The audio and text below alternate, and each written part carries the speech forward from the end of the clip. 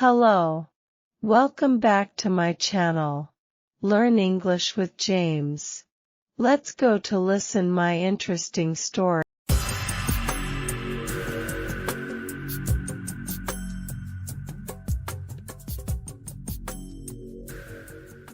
Afghanistan, a nation of 37 million people, has one of the fastest growing populations on the planet and will soon surpass both Canada and Poland in terms of population. It is bordered by Iran, Turkmenistan, Uzbekistan, Tajikistan, China, and Pakistan. Afghanistan is strategically located, connecting Iranian, Central, and East Asian civilizations to India. It is one of the most mountainous countries in the world, but it also has a vast network of rivers and fertile valleys created by the melting snow from the Hindu Kush and other mountain ranges. Over 4,000 years ago, farmers in this region began to urbanize. However, very little is known about the first ancient city-states, other than the fact that those in the north, in the land that later became known as Bactria, were culturally connected to Central Asian peoples, while those in the southeast were heavily influenced by the Indus Valley civilization. Some cities in the southeast were likely founded by colonists from the south. Until further archaeological work is conducted, Afghanistan's ancient past will remain largely mysterious. Kabul, the current capital of Afghanistan, is believed to have been continuously inhabited for over 3,500 years. However, the exact origins of the city and the people who built it are unknown. In the 7th century BC, the Medes, a northern Iranian people, were the first to conquer and unite this land under their rule. Their rule lasted a little over a century before they were overthrown by the closely related Achaemenid Persians, who divided the empire into provinces called satrapies. By the time of Alexander the Great's conquests, Persian people, language, culture, and religion were prevalent in what is now Afghanistan, along with significant Buddhist and Greek minority populations. The Persians had resettled from their western provinces in the preceding centuries. Alexander faced strong resistance during his conquests in Bactria, which likely motivated his marriage to the Bactrian princess Roxana and the birth of their son, also named Alexander. This marriage secured the allegiance of much of the Bactrian nobility and people, and access to India through the strategically important Khyber Pass. Alexander also founded several Greek colonies in the region that later became important political, commercial, and military centers. The Macedonian generals Seleucus and his descendants ruled over much of the eastern portion of Alexander's empire in the years following his death at the age of 32. Control over Bactria in the Indus River Valley was tenuous at best before 300 BC, as much of this territory had been lost to the Indian Mauryan Empire of Chandragupta. In the peace that followed the war between the two empires, Chandragupta married Seleucus's daughter and gifted his father-in-law 500 trained war elephants, which he used to great effect in his wars in the west. Not long after, the Greek cities of Bactria overthrew Seleucid rule, establishing a wealthy kingdom that controlled much of the land trade to and from China and India. They were able to withstand a major Seleucid invasion and a nearly 3-year-long siege of their capital city of Balkh, causing the exhausted Seleucids to sue for peace. Over the next 2 decades, the Seleucid Empire was greatly weakened by the rise of another one of their former vassals, the Parthians. In the southeast, the Mauryan Empire collapsed. The Greco-Bactrians were then able to effectively fill much of the power vacuum left by these two empires, but their success was halted by internal division. As much of the army was in India expanding Greco-Bactrian territory, the king was overthrown by a usurper, splitting the empire into two kingdoms, which both experienced several decades of relative stability and prosperity and the flourishing of a culture that was a unique amalgamation of Greek, Iranian, Indian, and other Central Asian cultures. After the Greco-Bactrians suffered a series of severe military defeats by the Parthians, they were overrun by successive waves of nomadic invaders. The most powerful of these tribal confederations were the Uz and the Saka or Scythians, who established control over the lower Indus Valley. The Uz settled in Bactria and largely assimilated with the local people over time. After the waves of nomadic invasions calmed down to some extent, the Parthians then conquered much of the east up until the Indus River. The Parthian Arsacid dynasty was very hands-off in their style of governance and were content as long as taxes were paid and men supplied to the army when needed. As they became increasingly focused on halting Roman expansion into Mesopotamia, the Parthian noble family that had defeated the Scythians and had seized control over the Indus River seceded from the empire, establishing the Surin kingdom, or more commonly called the Indo-Parthian kingdom.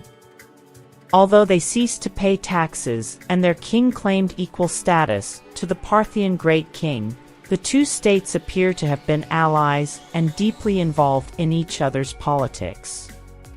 In the north, the Greco-Bactrian people and Uz tribes formed the Kushan kingdom and became an empire at the expense of the Parthians.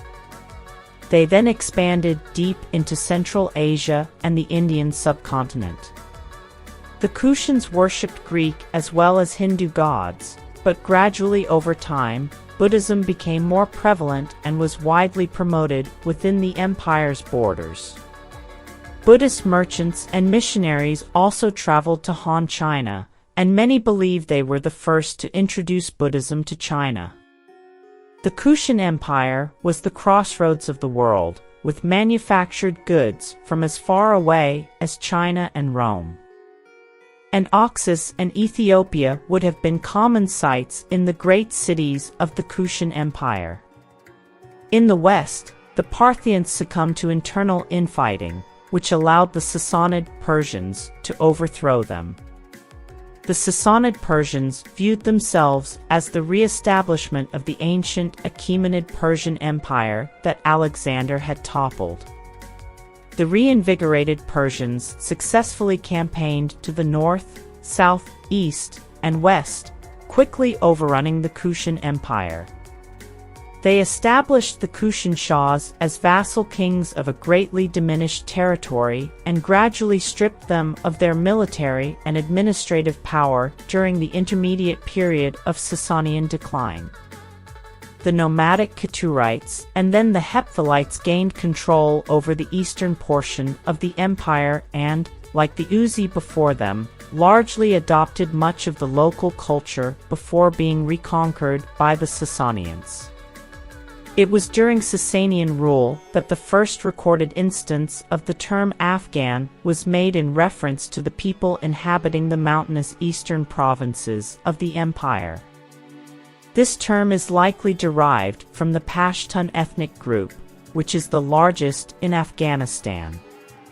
By the time of this region's conquest by the Arab caliphates, Buddhism and the Persian Zoroastrian faith were the dominant religions in the land.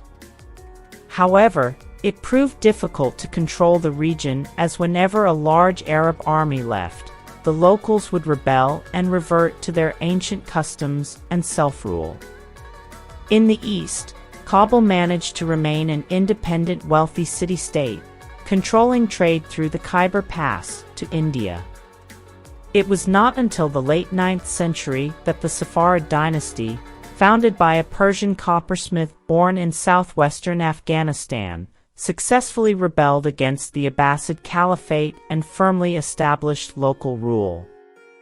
It was during this time that Afghans began to convert to Islam, which the dynasty widely promoted.